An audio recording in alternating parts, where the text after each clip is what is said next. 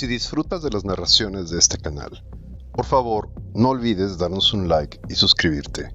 Todos los días tenemos nuevas narraciones disponibles y si activas la campanita, la plataforma te avisará de cada una.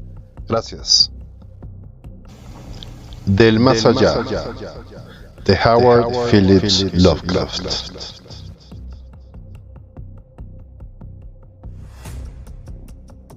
Inconcebiblemente espantoso era el cambio que se había operado en Crawford Tillinghast, mi mejor amigo. No le había visto desde 2 meses y medio antes, cuando me contó hacia dónde se orientaban sus investigaciones físicas y matemáticas. Cuando respondió a mis temerosas y casi asustadas reconvenciones, echándome de su laboratorio y de su casa en una explosión de fanática ira, supe que en adelante permanecería la mayor parte de su tiempo encerrado en el laboratorio del ático, con aquella maldita máquina eléctrica, comiendo poco y prohibiendo la entrada incluso a los criados. Pero no creí que un breve periodo de 10 semanas pudiera alterar de este modo a una criatura humana. No es agradable ver a un hombre fornido quedarse flaco de repente, y menos aún cuando se le vuelven amarillentas o grises las bolsas de la piel. Se le hunden los ojos, se le ponen ojerosos y extrañamente relucientes, se le arruga la frente, se le cubre de venas, y le tiemblan y se le crispan las manos. Y si a esto se añade una repugnante falta de aseo, un completo desaliño en la ropa, una negra pelambre que comienza a encarnecer por la raíz y una barba blanca crecida en un rostro en otro tiempo afeitado, el efecto general resulta horroroso.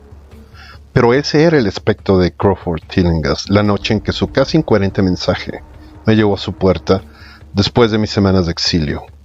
Ese fue el espectro que me abrió temblando, vela en mano, y miró furtivamente por encima del hombro, como temeroso de los seres invisibles de la casa vieja y solitaria, retirada de la línea de edificios que formaban Benevolent Street.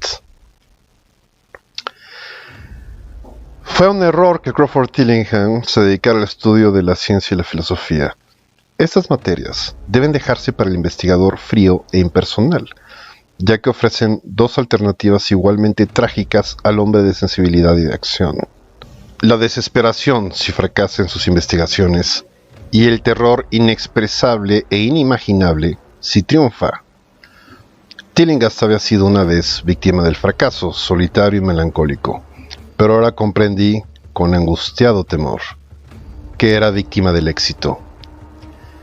Efectivamente, se lo había advertido 10 semanas antes, cuando me espetó la historia de lo que presentía que estaba a punto de descubrir.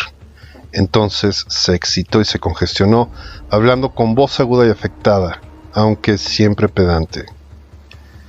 ¿Qué sabemos nosotros, había dicho, del mundo y del universo que nos rodea? Nuestros medios de percepción son absurdamente escasos y nuestra noción de los objetos que nos rodean infinitamente estrecha. Vemos las cosas solo según la estructura de los órganos y no podemos formarnos una idea de su naturaleza absoluta. Pretendemos abarcar el cosmos complejo y limitado con 5 débiles sentidos, cuando otros seres dotados de una gama de sentidos más amplia y vigorosa o simplemente diferente, podrían no solo ver de manera muy distinta las cosas que nosotros vemos, sino que podrían percibir y estudiar mundos enteros de materia, de energía y de vida que se encuentran al alcance de la mano, aunque son imperceptibles para los sentidos humanos. Yo siempre he estado convencido de que esos mundos extraños e inaccesibles están muy cerca de nosotros, y ahora creo que he descubierto un medio de traspasar la barrera. No bromeo. Dentro de 24 horas, esa máquina que tengo junto a la mesa generará ondas que actuarán sobre determinados órganos sensoriales existentes en nosotros, en estado rudimentario o de atrofia. Esas ondas nos abrirán numerosas perspectivas ignoradas por el hombre, algunas de las cuales son desconocidas para todo lo que consideramos vida orgánica. Veremos lo que hace aullar a los perros por las noches y enderezar las orejas a los gatos después de las 12. Veremos esas cosas y otras que jamás hemos visto hasta ahora. Transpondremos el espacio, el tiempo y las dimensiones, y sin desplazamiento corporal alguno, nos asomaremos al fondo de la creación. Cuando oí a Tillinghast decir estas cosas le amonesté, porque le conocía lo bastante como para sentirme asustado más que divertido. Pero era un fanático y me echó de su casa. Ahora no se mostraba menos fanático, aunque su deseo de hablar se había impuesto a su resentimiento y me había escrito imperativamente con una letra que apenas reconocía. Al entrar en la morada del amigo tan súbitamente metamorfoseado en gárgola temblorosa, me sentí contagiado del terror que parecía acechar en todas las sombras. Las palabras y convicciones manifestadas 10 semanas antes parecían haberse materializado en la oscuridad que reinaba más allá del círculo de la luz de la vela, y experimenté un sobresalto al oír la voz cavernosa y alterada de mi anfitrión. Deseé tener cerca a los criados, y no me gustó cuando dijo que se habían marchado todos hacía 3 días. Era extraño que el viejo Gregory, al menos, hubiese dejado a su señor sin decírselo a un amigo tal como yo. Era él quien me había tenido al tanto sobre Tillinghast desde aquel día en que me echara furiosamente. Sin embargo, no tardé en subordinar todos los temores a mi creciente curiosidad y fascinación.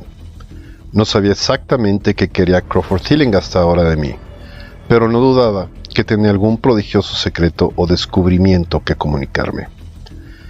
Antes le había censurado sus anormales incursiones en lo inconcebible. Ahora que había triunfado de algún modo, casi compartía su estado de ánimo, aunque era terrible el precio de la victoria. Le seguía escaleras arriba por la vacía oscuridad de la casa, tras la llama vacilante de la vela que sostenía la mano de esta temblorosa parodia de hombre. Al parecer, estaba desconectada la corriente, y al preguntárselo a mi guía dijo que era por un motivo concreto. «Sería demasiado, no me atrevería», prosiguió murmurando. Observé especialmente su nueva costumbre de murmurar, ya que no era propio de él hablar consigo mismo. Entramos en el laboratorio del ático y vi la detestable máquina eléctrica brillando con una apagada y siniestra luminosidad violácea. Estaba conectada a una potente batería química, pero no recibía ninguna corriente, porque recordaba que en su fase experimental chisporroteaba y zumbaba cuando estaba en funcionamiento. En respuesta a mi pregunta, Tillinghast murmuró que aquel resplandor permanente no era eléctrico en el sentido en el que yo lo entendía. A continuación, me sentó cerca de la máquina, de forma que quedaba a mi derecha, y conectó un conmutador que había debajo de un enjambre de lámparas. Empezaron los acostumbrados chiporroteos, se convirtieron en rumor, y finalmente en un zumbido tan tenue que daba la impresión de que había vuelto todo a quedar en silencio.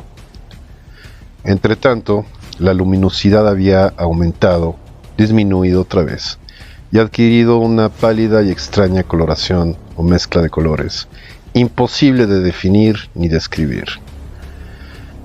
Tillinghast había estado observándome y notó mi expresión desconcertada. «¿Sabes qué es eso?», susurró. «Rayos ultravioleta». Rió de forma extraña ante mi sorpresa. «Tú creías que eran invisibles, y lo son, pero ahora pueden verse, igual que muchas otras cosas invisibles también». Escucha, las ondas de este aparato están despertando los 1000 sentidos aletargados que hay en nosotros. Sentidos que heredamos durante los cebos de evolución que median del estado de los electrones inconexos al estado de humanidad orgánica. Yo he visto la verdad y me propongo enseñártela. ¿Te gustaría saber cómo es?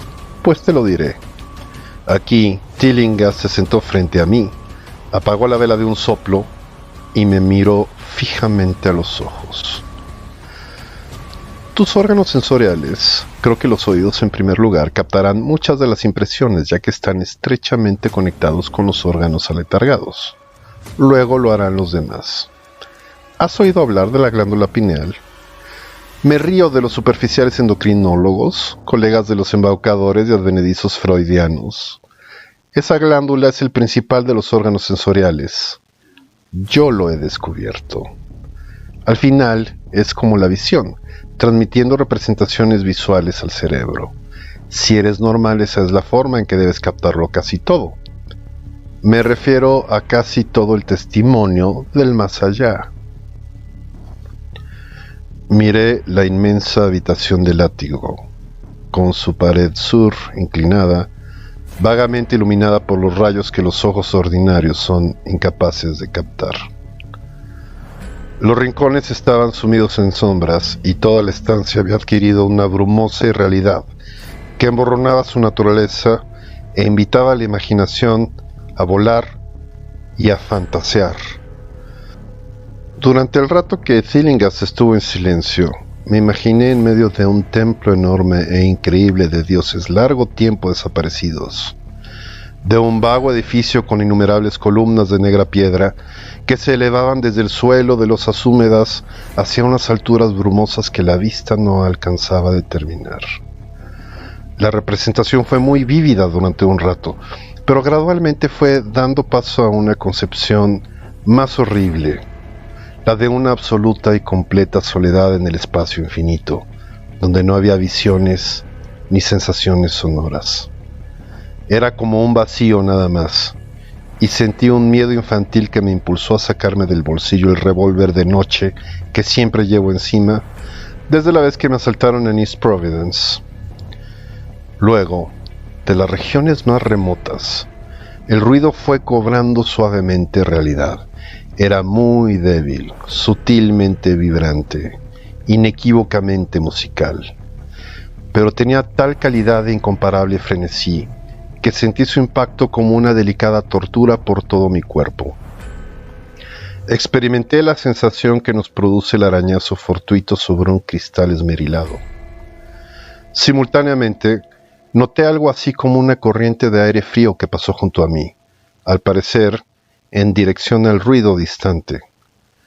Aguardé con el aliento contenido y percibí que el ruido y el viento iban en aumento, produciéndome la extraña impresión de que me encontraba atado a unos raíles por los que se acercaba una gigantesca locomotora. Empecé a hablarle a Tillinghast e instantáneamente se disiparon todas esas inusitadas impresiones. Volví a ver al hombre, las máquinas brillantes y la habitación a oscuras. Tillinghast sonrió repulsivamente al ver que el revólver que yo había sacado casi de manera inconsciente, pero por su expresión comprendí que había visto y oído lo mismo que yo, si no más. Le conté en voz baja lo que había experimentado y me pidió que me estuviese lo más quieto y receptible posible. «No te muevas», me advirtió, «porque con estos rayos pueden vernos del mismo modo que nosotros podemos ver. Te he dicho que los criados han ido, aunque no te he contado cómo. Fue por culpa de esa estúpida alma de llaves. Encendió las luces de abajo, después de advertirle yo que no lo hiciera, y los hilos captaron vibraciones simpáticas. Debió de ser espantoso. Pude oír los gritos desde aquí, a pesar de que estaba pendiente de lo que veía y oía en otra dirección. Más tarde me quedé horrorizado al descubrir montones de ropa vacía por toda la casa. Las ropas de la señora Updike estaban en el vestíbulo junto a la llave de la luz. Por eso sé que fue ella quien encendió. Pero mientras no nos movamos no corremos peligro.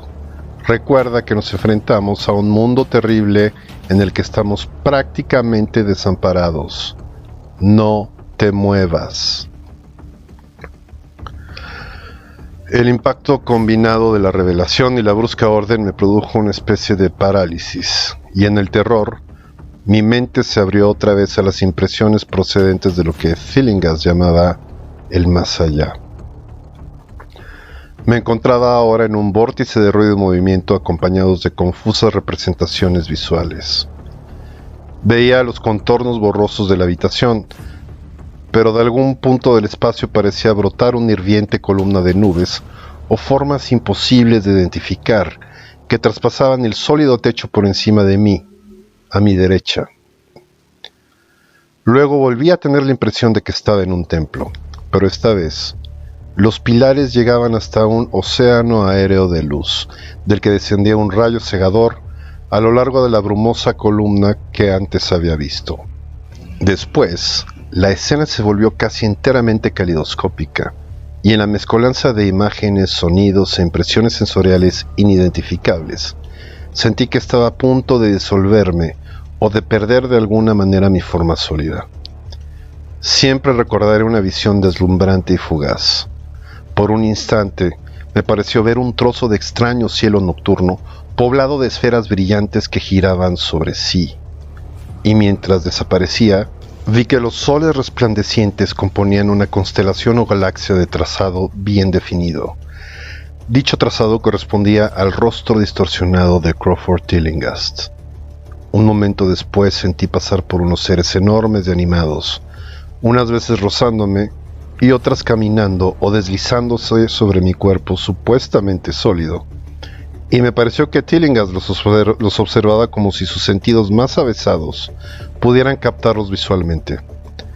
Recordé lo que había dicho de la glándula pineal, y me pregunté qué estaría viendo con ese ojo preternatural.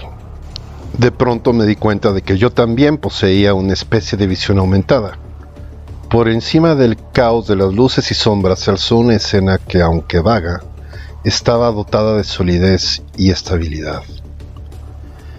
Era en cierto modo familiar, ya que lo inusitado se superponía al escenario terrestre habitual, a la manera como la escena cinematográfica se proyecta sobre el telón pintado en el teatro.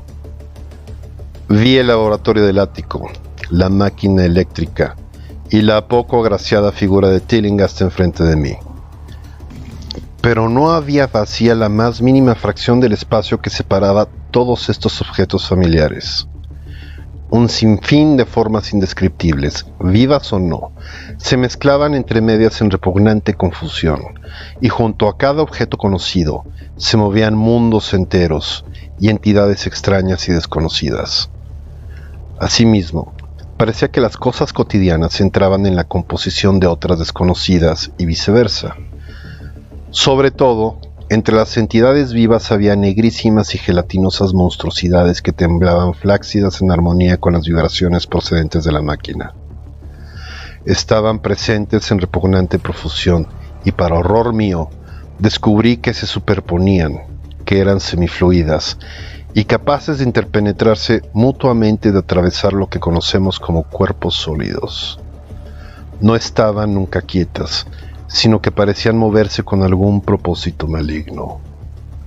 A veces se devoraban unas a otras, lanzándose el atacante sobre la víctima y eliminándola instantáneamente a la vista. Comprendí con un estremecimiento que era lo que había hecho desaparecer a la desventurada servidumbre, y ya no fui capaz de apartar dichas entidades del pensamiento, mientras intentaba captar nuevos detalles de este mundo recientemente visible que tenemos a nuestro alrededor. Pero Tillinghast me había estado observando y me decía algo. ¿Los ves? ¿Los ves? ¿Ves a esos seres que flotan y aletean en torno tuyo y a través de ti a cada instante de tu vida? ¿Ves las criaturas que pueblan lo que los hombres llaman el aire puro y el cielo azul? No he conseguido romper la barrera, no te he mostrado mundos que ningún otro hombre vivo ha visto. Oí que gritaba a través del caos. Vi su rostro insultantemente cerca del río. Sus ojos eran dos pozos llameantes que me miraban con lo que ahora sé era un odio infinito. La máquina zumbaba de manera detestable. ¿Crees que fueron esos seres que se contorsionan torpemente los que aniquilaron a los clavos? Imbécil, esos son inofensivos. Pero los clavos han desaparecido, ¿no es verdad? Tú trataste de detenerme. Me desalentabas cuando necesitaba hasta la más pequeña migaja de aliento. Te asustaba enfrentarte a la verdad cósmica, condenado cobarde. Pero ahora te tengo a mi merced. ¿Qué fue lo que aniquiló a los criados? ¿Qué fue lo que les hizo dar aquellos gritos? No lo sabes, ¿verdad? Pero enseguida lo vas a saber. Mírame, escucha lo que voy a decirte. ¿Crees que tiene en realidad las nociones de espacio, de tiempo y de magnitud? ¿Supones que existen cosas tales como la forma y la materia? Pues yo te digo que he alcanzado profundidades que tu reducido cerebro no es capaz de imaginar. Me he asomado más allá de los confines del infinito y he invocado a los demonios de las estrellas. He cabalgado sobre las sombras que van de mundo en mundo sembrando la muerte y la locura. Soy dueño del espacio, ¿me oyes? Y ahora hay entidades que me buscan, seres que devoran y disuelven. Pero sé la forma de evadirlas. Es a ti a quien cogerán, como cogieron a los criados. Se remueve el señor. Te he dicho ya que es peligroso moverse. Te he salvado antes al advertirte que permanecieras inmóvil, a fin de que vieses más cosas y escuchases lo que tengo que decir. Si te hubieses movido, hace rato que se habrían arrojado sobre ti. No te preocupes, no hacen daño, como no se lo hicieron a los criados. Fue el verlos lo que les hizo gritar de aquella forma a los pobres diablos. No son agraciados mis animales favoritos. Vienen de un lugar cuyos cánones de belleza son muy distintos. La desintegración es totalmente indolora, te lo aseguro. Pero quiero que los veas. Yo estuve a punto de verlos, pero supe detener la visión. ¿No sientes curiosidad? Siempre he sabido que no eras científico. Estás temblando, ¿eh? ¿Temblando de ansiedad por ver las últimas entidades que he logrado descubrir? ¿Por qué no te mueves, entonces? ¿Estás cansado? Bueno, no te preocupes, amigo mío, porque ya vienen. Mira, maldito, mira. Ahí, en tu hombro izquierdo. Lo que queda por contar es muy breve y quizá lo sepáis ya por las notas aparecidas en los periódicos. La policía oyó un disparo en la casa de Tillinghast y nos encontró allí a los dos. A Tillinghast muerto y a mí inconsciente. Me detuvieron porque tenía el revólver en la mano, pero me soltaron 3 horas después al descubrir que había sido un ataque de apoplejía lo que había acabado con la vida de Tillinghast y comprobar que había dirigido el disparo contra la dañina máquina que ahora yacía inservible en el suelo del laboratorio. No dije nada sobre lo que había visto, por temor a que el forense se mostrase escéptico, pero por la vaga explicación que le di, el doctor comentó que sin duda yo había sido hipnotizado por el homicida y vengativo demente. Quisiera poder creerle. Se sosegarían mis destrozados nervios si dejara de pensar lo que pienso sobre el área y el cielo que tengo por encima de mí y a mi alrededor. Jamás me siento a solas, ni a gusto, y a veces, cuando estoy cansado, tengo la espantosa sensación de que me persiguen. Lo que me impide creer en lo que dice el doctor es este simple hecho: que la policía no encontró jamás los cuerpos de los criados que dicen que Crawford Tillinghast mató. Si disfrutas de las narraciones de este canal, por favor, no olvides darnos un like y suscribirte. Todos los días tenemos nuevas narraciones disponibles y si activas la campanita, la plataforma te avisará de cada una. Gracias.